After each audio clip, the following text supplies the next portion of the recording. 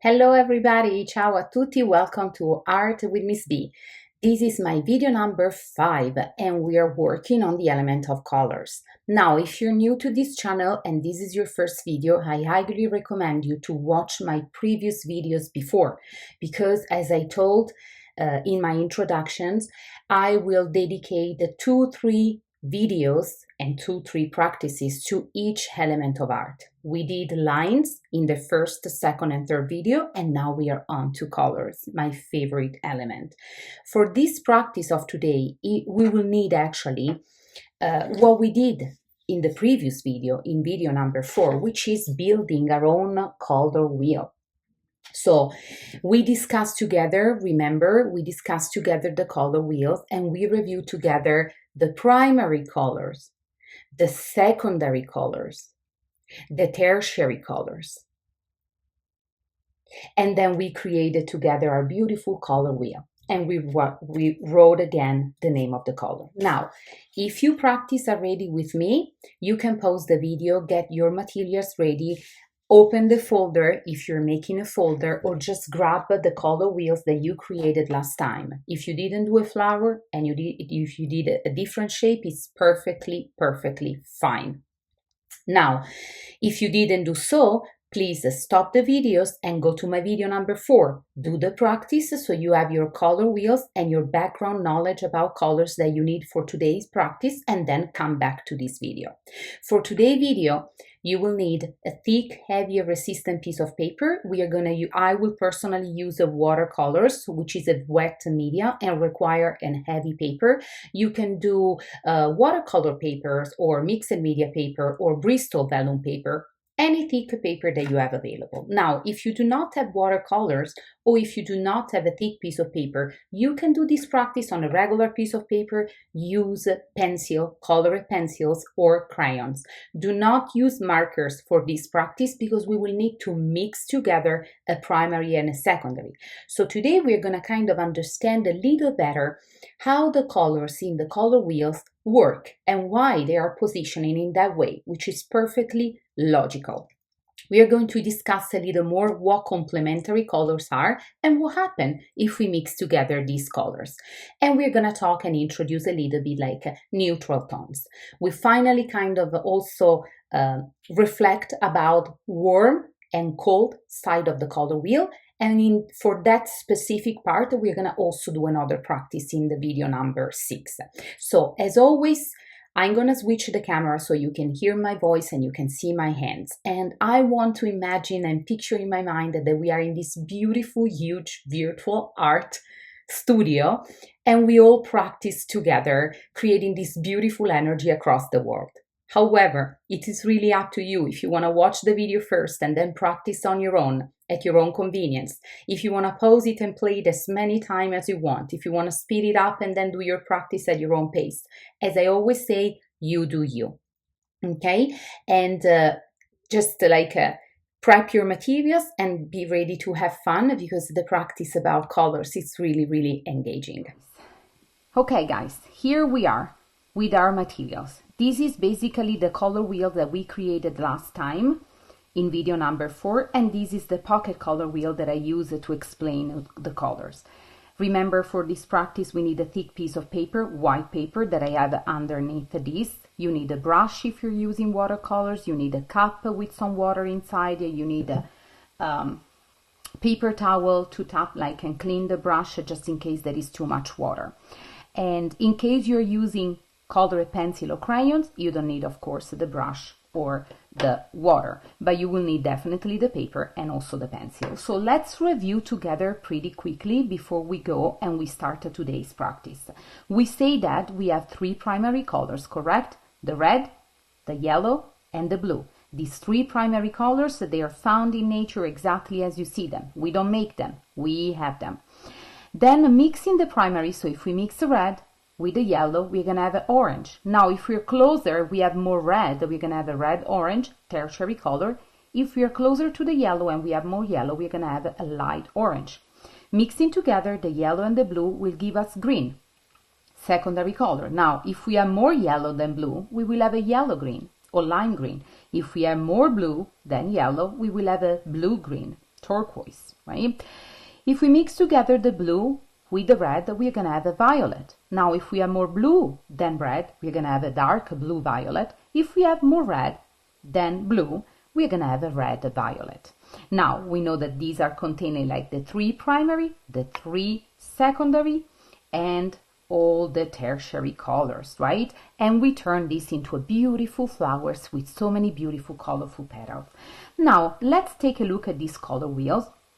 And if you have a different shapes, because I invite you and encourage also to use your creativity. So if your color wheel looks different than a flower, it's totally fine, as long as you can recognize all the colors that must be included.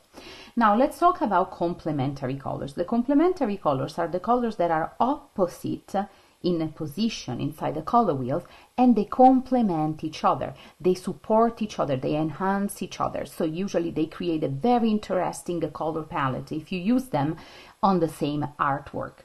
So in this case, let me kind of focus in and zoom it a little better. There we go. You have red opposite green. We have a 1 primary and 1 secondary. Let's go and see the yellow. What is the color that is opposite of the yellow? Let's just trace a diagonal line, and there you go, you will have a violet. Once again, 1 primary and 1 secondary. Now let's go with the blue. What is secondary on the color? What is complementary, sorry, on the color wheel? Let's trace this virtual line, and it's the orange.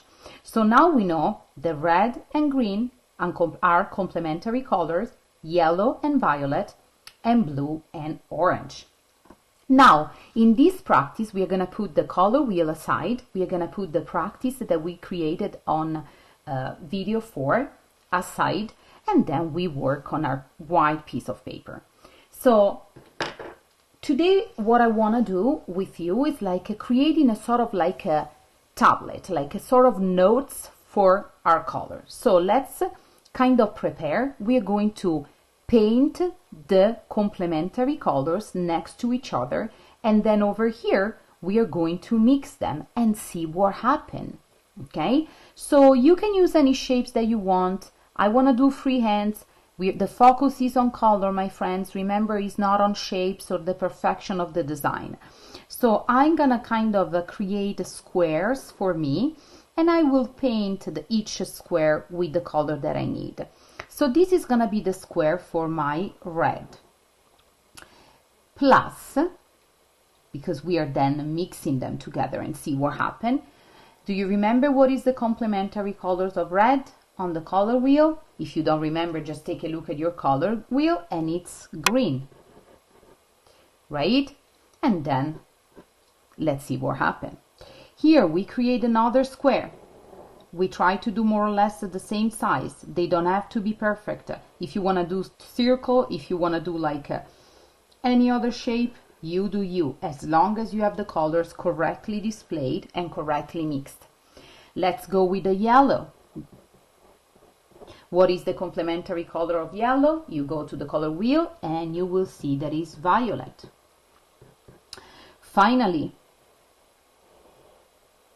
we are going to prep for our last duo of complementary color, which is blue, the last one of the primary color. And if you look on the color wheel, the complementary color for blue is orange.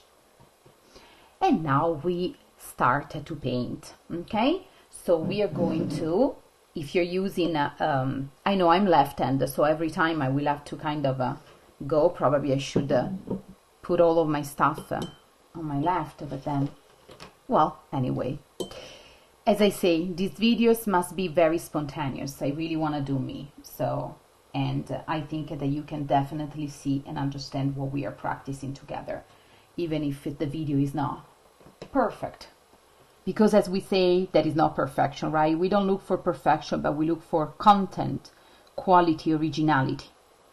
So let's start to paint with the red. Remember, friends, I'm gonna just review with you a good technique that we can use when we use watercolor. Now, watercolors are, for their definition, made with water. Like, you know, they are water-based, so you need to use the water. For this specific practice, I really invite you to understand what is the good amount of water that you need. If you have too little water, the brush will be too dry and it's going to be really rough on the paper and not really enjoyable, a little awkward. Now, if you have too much water, what will happen is that the color will show very pale and unfortunately might run outside the shape. So in the future, we will use watercolors again, and maybe we will use them with a lot of water because we want to do like let the water do its magic. But in this specific practice, I really encourage you to find a good balance between the color and the water. If you need to try to a paper, like a different paper before practicing on your final, let's call it final paper, do so please.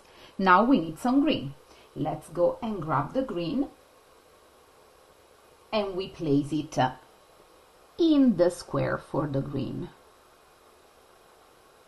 Once again, figure out the right amount of water to have your green nice and bright, intense as you want it, not too dry and not too wet.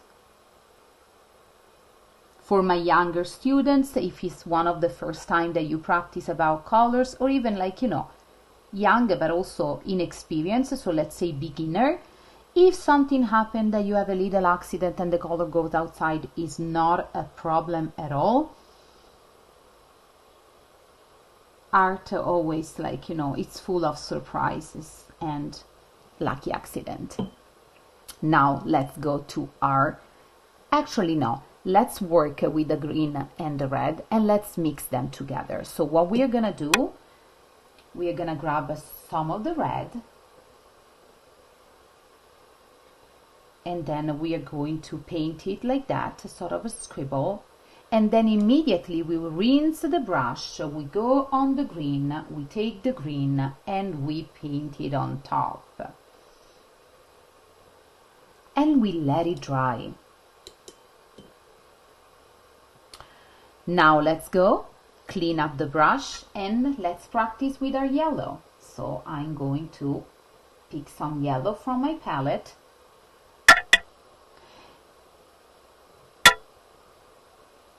And paint with the yellow inside the square. It's basically, it's like taking notes. And I know that, for example, I have noticed as a teacher that in this very digital era, students tend to not to take notes. But for me, it's really important instead that my students have a journal. And the journal has to be organized in a specific way. So it's like that we are building up some of the notes that if you were in my class in school will be on your journal. I just feel that it's extremely important to teach ourselves and teach our children to organize thoughts, notes, and in art it's so cool because, you know, most of our notes also are mini artworks, so it's definitely funnier, right? Just write and write and write. However, writing is extremely important too. So sometimes we do that too in art because notes has to be taken properly. So now I'm painting with the violet inside the square that I created, and you will do the same inside the square or any shape that you created. Perfect. Now let's see what happened mixing together violet and yellow. I'm gonna just keep doing violet here. I'm going to scribble some of the violet in my piece, and then I'm gonna rinse the brush, get the yellow, and scribble some yellow on top of the violet. So here we did like red and green. Here actually I did the opposite, violet and yellow, because I put the violet first and the yellow second. Let's see what happens if we put the yellow first. So you grab the yellow, scribble the yellow, rinse the brush, grab some of the violet and scrub the violet on top of the yellow. That is a slightly, you know, you see, it's different. Now here we did the red before of the green, so let's go back and do the green now before the red. So let's go back and grab some of our green, secondary green, and paint a little scribble on the paper, and then we go and we get the primary red, sorry. You see, sometimes even when I do the practice, I say, oh, we should do this before going ahead. There you go. Let it dry. Now we have our final. We're going to do blue here, orange here, and then the two practice. Blue and orange first, and orange and blue first. So blue, my nice bright blue. And even when you do this practice, as I told you on video number 4, when we were painting together our color wheels and make this beautiful flower or any shape that you wanted to, I'd really invite you to look and focus on the color themselves, the way that they are pure, the way that they are when we mix them, and kind of ask yourself, start to ask yourself questions like, what do I think about these two colors together? How do they make me feel? Would I use them for an artwork? So what is my favorite color, in the sense that like is it indeed a deep questions actually, because you're asking yourself what is your personal connection with some colors. And now we are going to do our final secondary color, which is orange.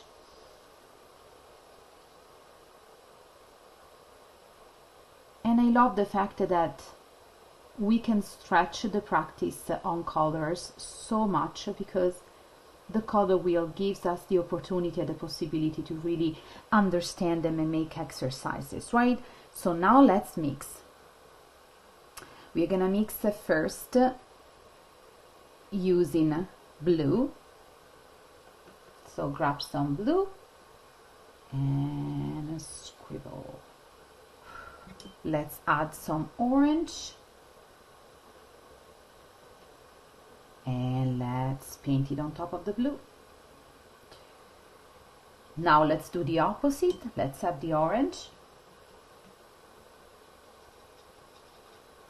Let's rinse the brush. Let's grab the blue and paint on top.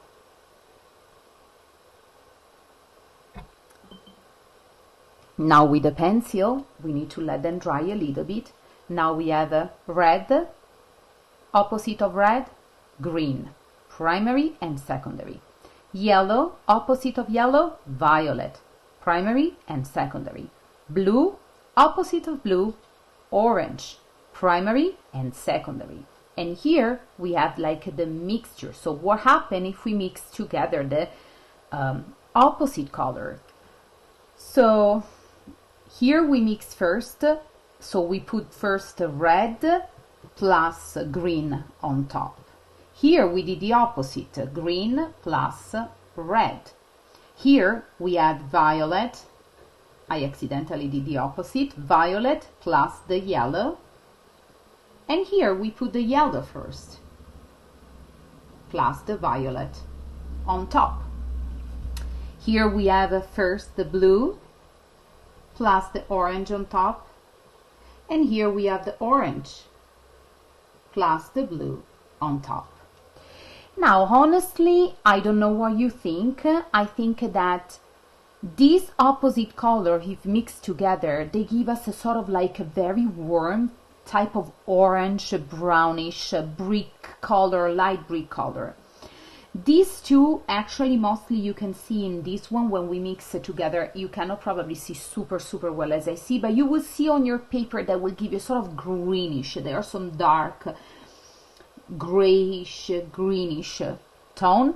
And the same here, I kind of see a sort of a brownish with some top, you know, like a kind of a neutral dark type of brown. So now we have the color wheel. No, this way, sorry. We have the color wheel, completed color wheels. We have the study of complementary colors. We created some more kind of like new tones, and we start to understand, do they really look together if we mix them? Maybe yes, maybe no. When we have to create our artworks in the future, and maybe we need that type of brown, or we need to do something that is dark but an undefined color, we might remember that we can mix together these two. If we place these together next to each other without mixing them, you will see that these colors kind of support each other, enhance each other, right? And make each one of them popping up. Okay, so now what I want you to do for one final short, nice practice, let's get back to your color wheels that we did. And maybe if you have an eraser, you can erase the name that we wrote on the colors. If you don't want to erase them, or if you wrote them with a Sharpie or with a marker or with whatever, you can leave them there. I'm going to turn this into a complete artwork. So not only is gonna serve the purpose of being our beautiful color wheel, but also is going to become a beautiful artwork so that maybe you want to frame, or you want to put in your room, or you want to give to someone special. So we are going to erase the names of the colors that now we know so well, because we review it together several times. So I really hope that after video 4 and this video 5 and the next video 6, you will be all very expert and knowledgeable about colors. So let me clean a little bit crumble from the erasers. Let me give some space. Well, I didn't erase it that very well, but okay. So now I would like to paint the background, and to paint the background I will probably choose a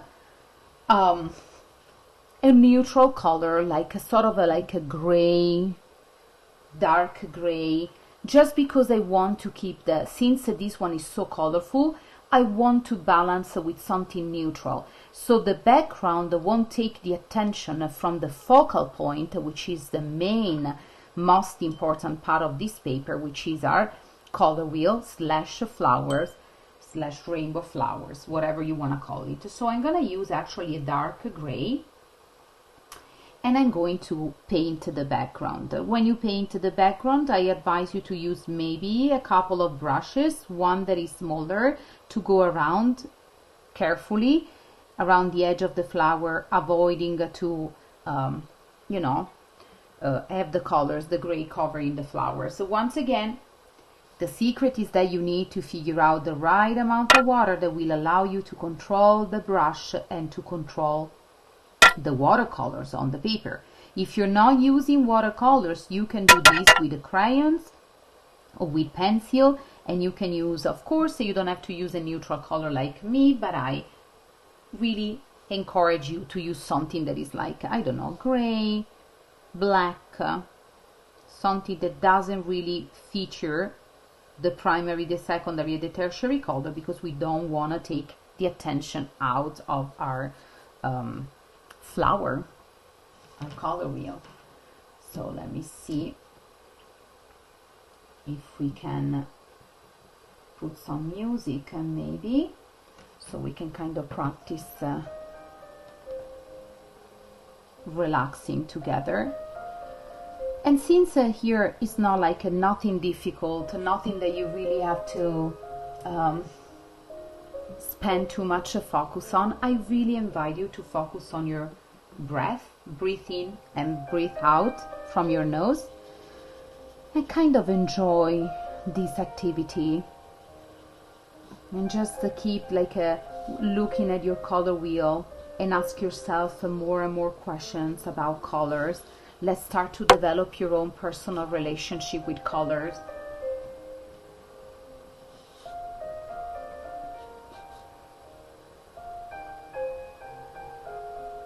I switch to a bigger brush so we can do this a little faster. But remember, you do you, you take your time.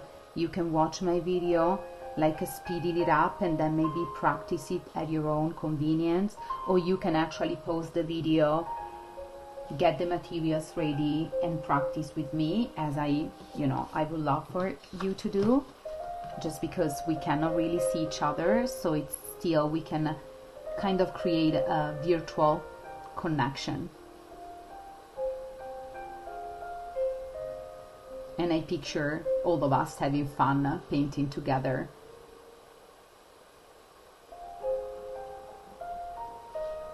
If you're practicing this video in group or in a pair or with someone, I really encourage you at the end to discuss your pieces, which doesn't mean say, oh, mine is better, mine is ugly, yours is so cool. No, this is not the way that we really discuss artworks, but discuss in a way like, what did you notice where you were painting the color wheel? What is the color that was for you easy to make exactly as you wanted? Was it difficult to make the dark orange and the light orange, or the lime green and the dark green? What do you think about the two different sides of the color wheels, which, by the way, we will discuss further in my 6th video, so the next one. You see, I have some few drops of gray in the flower. It's beautiful. You know, these are tiny little, I wouldn't even call them accident. They are just like surprise, and it makes it beautiful. I have 2 tiny little drops and one over here, and I like them so much. They made my flower better.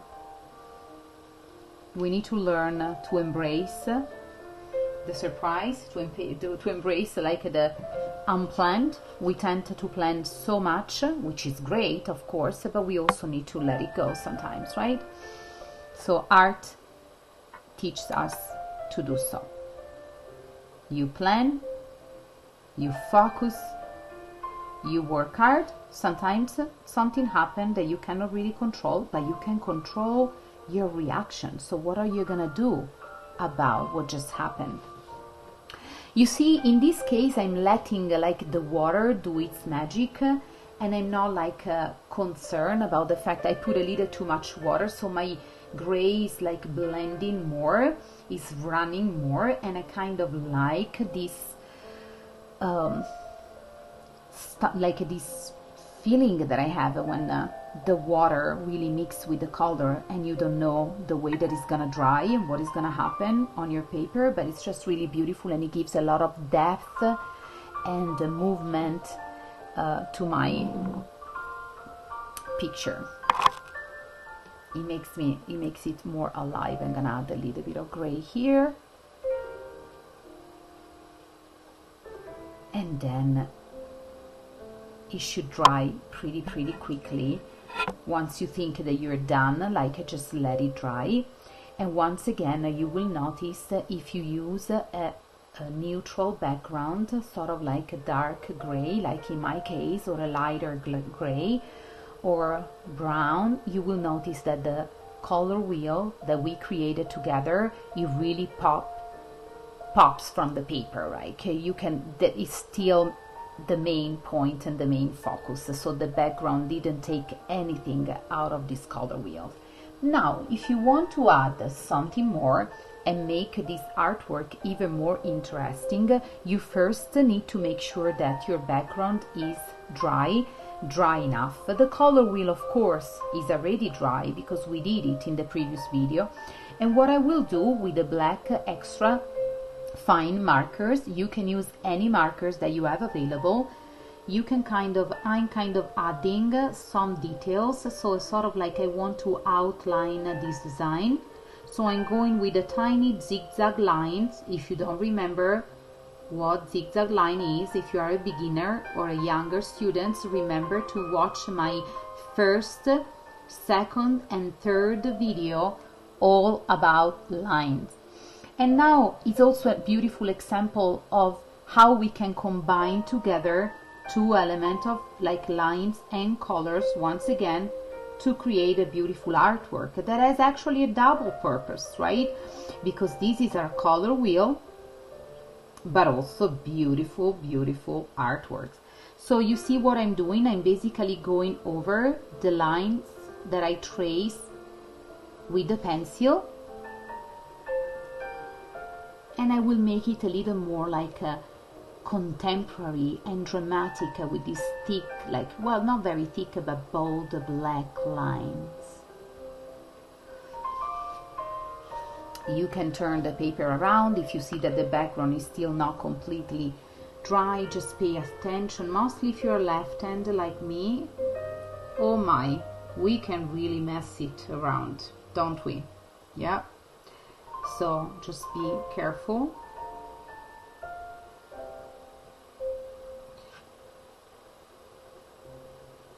Take your time. Move your hands slow and enjoy these lines. Enjoy the colors on your paper.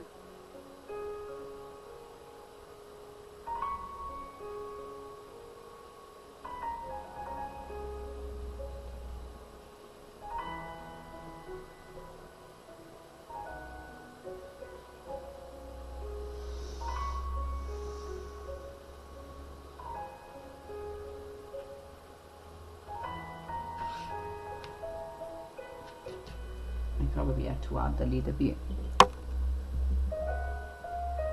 gray here now, because I tap it with my finger.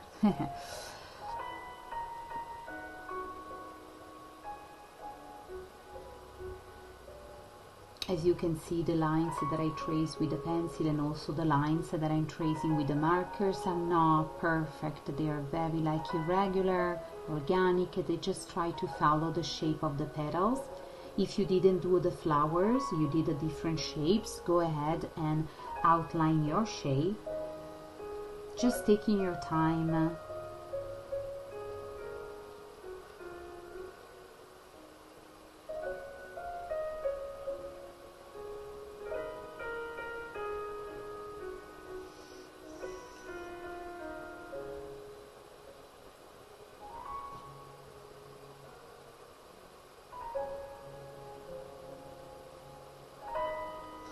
And then after I finish this outline, I want to create a pattern.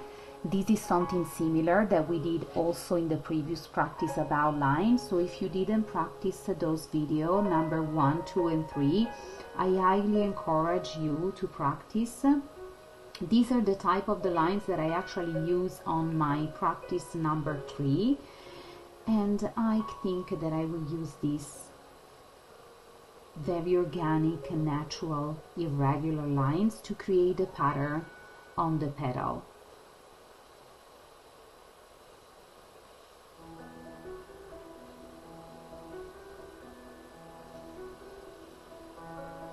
It is just something so relaxing to see, to watch these lines come like alive on the paper. Just something like the repetition of tracing a line over and over is something that is very soothing, very calming. So once again, art gives us everything, not only knowledge, I forgot this outline, not only knowledge and critical thinking skills, problem solving skills, but also represents an outlet for us to kind of slow down, relax and refocus.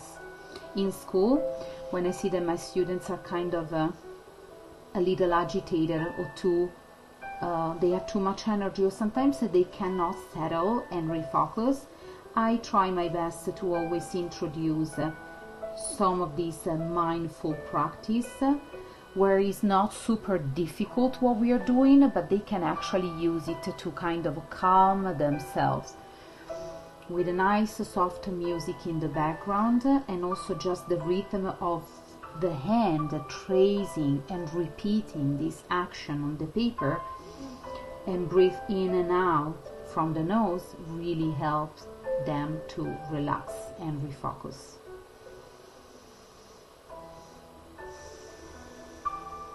And honestly, this is a practice for really everybody, beginner, intermediate, advanced, children, teenager, adult, senior, for everybody.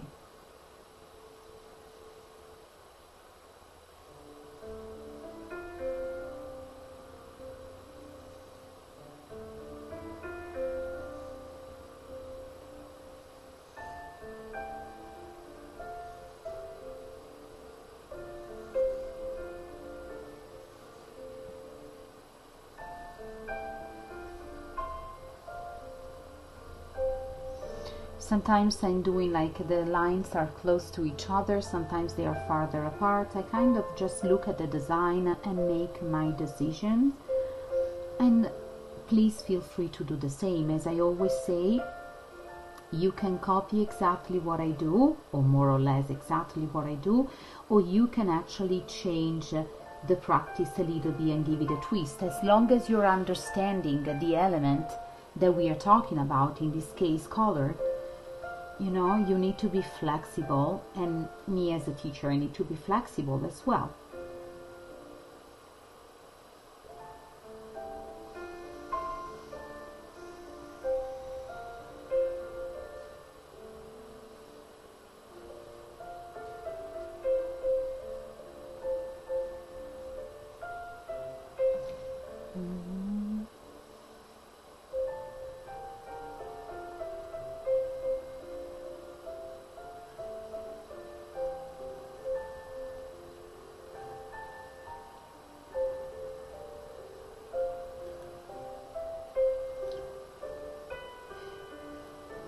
Please take your time to do the lines. You don't have to go as fast as I go. You can go slower. You can always pause the video, or you can just finish after I do. I want you to be able to set your own pace and respect your pace.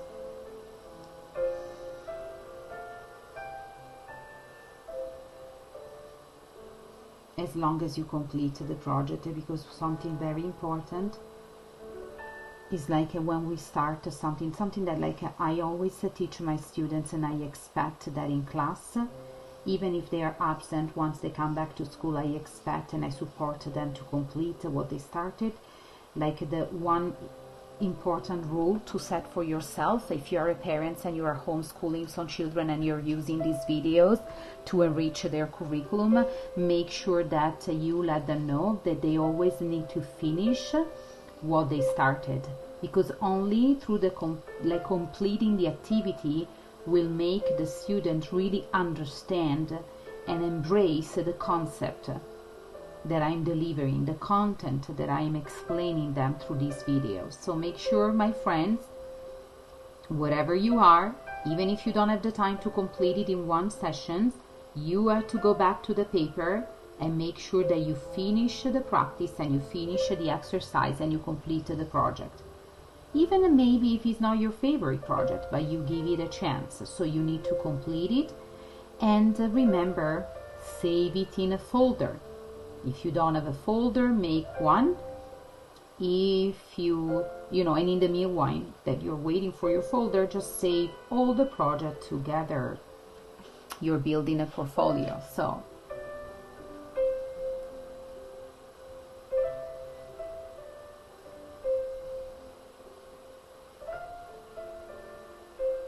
and also out of respect, right, for the art materials are pretty expensive, so you want to buy your art supplies, you want to use them, understand them, treat them very, very well, and then clean them up and put them away in a safe space.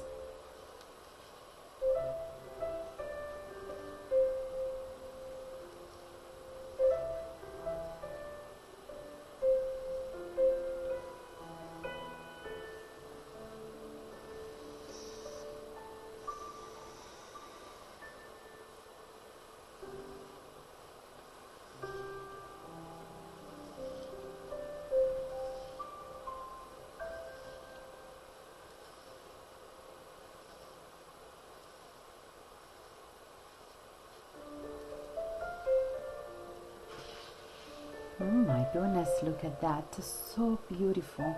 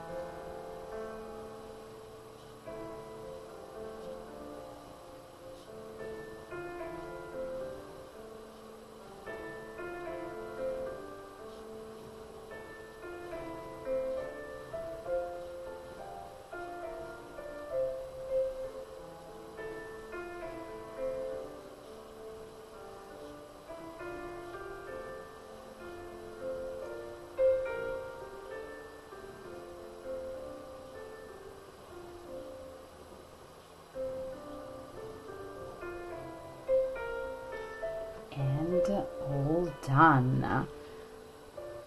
Let's turn it again in the right directions. I really like this color wheel that now is a beautiful colorful flowers and is an artwork by itself. So today, my friend, just to look at them again with this document camera that show you better, we learn a little more about our very important color wheel and about the element of colors.